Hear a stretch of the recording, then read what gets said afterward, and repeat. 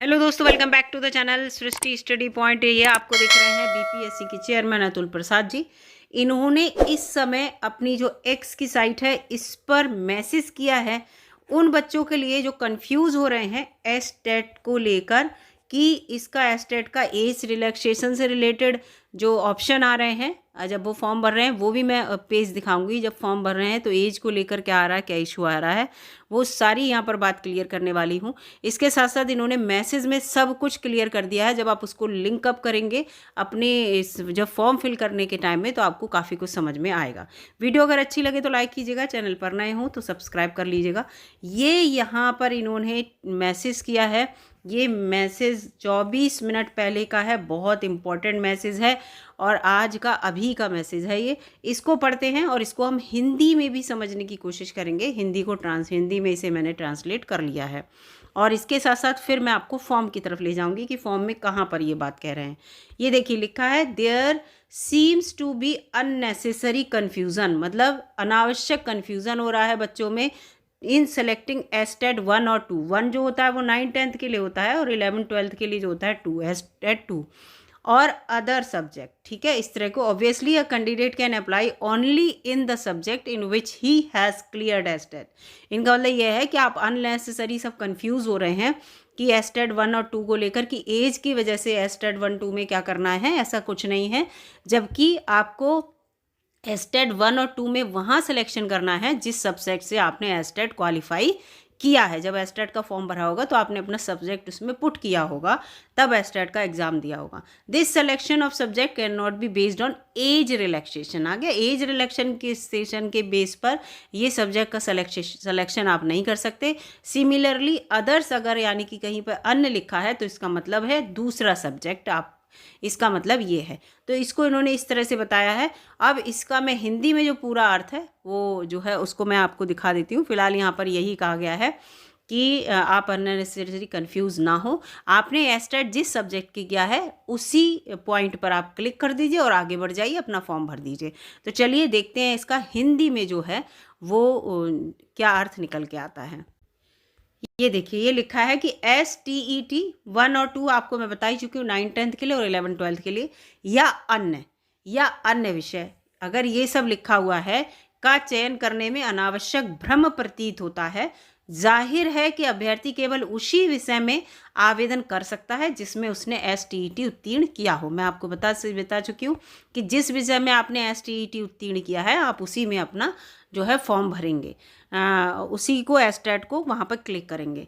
विषय का ये चयन आयु में छूट के आधार पर नहीं किया जा सकता कि आयु में इतनी छूट मिल रही है तो आप इस विषय में फॉर्म भर दीजिए, इतनी छूट मिल रही है तो इस विषय में, क्योंकि उसमें ऑप्शन में दोनों दे रखा है, आपको मैं अभी दिखाऊंगी।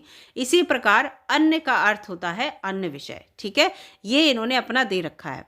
तो इस तरह से इन्होंने बताया है कि बिल्कुल कंफ्यूज मत होइए, जिस विषय में आपने एस्टेट क्वालिफाई किया है आप उसी पर क्लिक करके आगे बढ़ जाइए, फॉर्म भर दीजिए अपना।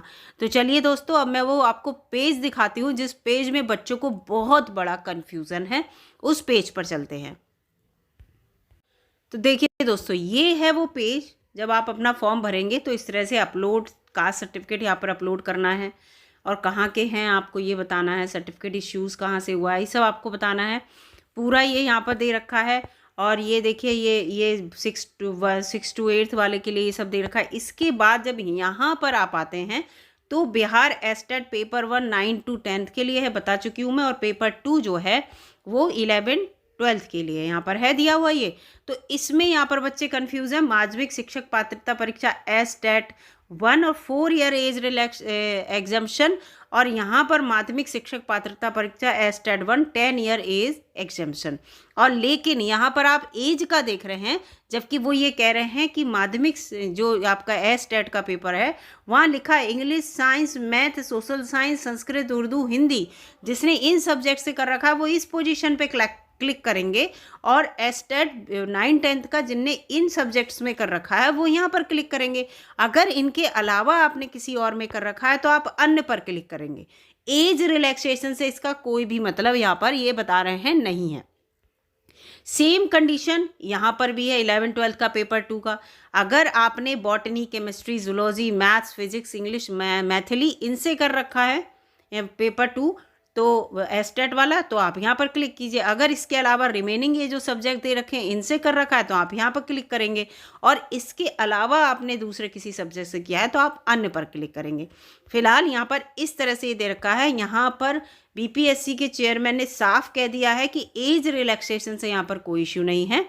आपने जिस सब्जेक्ट से अपना एस्टेट क्वालिफाई किया है आप उसी से फॉर्म भरेंगे, आप उसी पॉइंट पर क्लिक करेंगे और आगे बढ़ जाएंगे। फॉर्म को आगे बढ़िए, ऐसा नहीं कि यहाँ पर आप इश्यू हो, क्योंकि फॉर्म भरने की आपको पता है लास्ट डेट भी ज़्यादा नहीं है। अगर आप इस चीज़ को लेकर परेशान होंगे कि लास्ट डेट जो है मतलब लास्ट डेट निकलने वाली है और मुझे सिर्फ कन्फ्यूज़न नहीं दूर हो रहा है, तो इसमें और ज़्यादा परेशान होंगे। इससे अच्छा ये है कि आप अपना फॉर्म फिल कर दीजिए जल्दी से जल्दी, और जिससे कि आप फॉर्म फिल करने के बाद अपनी तैयारी कर सके। तैयारी करने का भी आपको अभी ज़्यादा समय नहीं दिया गया। तो यहाँ पर कुल मिला के ये है कि इन छोटे छोटे कन्फ्यूज़न से दूर रहिए, और बीपीएससी के चेयरमैन खुद भी अपडेट रहते हैं इन चीज़ों को लेकर। वो खुद भी बच्चों में कन्फ्यूज़न ना हो इसलिए हमेशा एक्स पर मैसेज करते रहते हैं। वो हमेशा आपको अपडेट देते रहते हैं। जैसे भी क्वेश्चन उनके पास बच्चों के आते हैं वो कोशिश करते हैं कि कुछ क्वेश्चन का आंसर मुझे देना है जिससे कि बच्चों का कन्फ्यूज़न दूर रहे। तो इसीलिए आप उन्हें भी फॉलो कीजिए जिससे आपको अपडेट तुरंत मिलता रहे। वैसे मैं भी अपने चैनल पर आपको तुरंत अपडेट दे देती हूँ जैसे ही उनका कोई मैसेज आता है। बच्चों को देर ना हो फॉर्म में, एक स्टेप तो अप होइए, एक स्टेप अप होंगे, फॉर्म भर लेंगे तो आप अगला स्टेप पूरा कर पाएंगे। और आपका फॉर्म ही नहीं अगर भर पाया तो आप परीक्षा तो देने की बात ही छोड़ दीजिए, है ना। तो इन छोटी छोटी बातों में कंफ्यूज मत होइए, बस दिमाग लगाइए कि यहाँ 9-10 में हमने भाई इस सब्जेक्ट में कर रखा, हम तो यहाँ क्लिक करके अब अपना आगे फॉर्म भर रहे हैं। किसी से कुछ ज़्यादा डिस्कस करने की ज़रूरत नहीं है कि इसमें क्या होगा, इसमें क्या होगा, या फॉर्म को आप 2-4 दिन डिले कर रहे हैं। अगर साइट बिजी हो गई तो फॉर्म भरने में भी दिक्कत हो जाएगी, इसको भी दिमाग में रखिएगा। और टाइम जो है एक्सटेंशन नहीं होगा। आप फॉर्म में देखिए उसमें लिखा है विस्तारित नहीं होगी तिथि। अब वो दूसरी बात है कि ये लोग विस्तारित कर दें, लेकिन फ़िलहाल अपने फॉर्म में जब इन्होंने नोटिफिकेशन निकाला है तो उसमें विस्तारित नहीं करेंगे। तो टोटल मैं आपको यहाँ पर यही जानकारी देना चाह रही थी।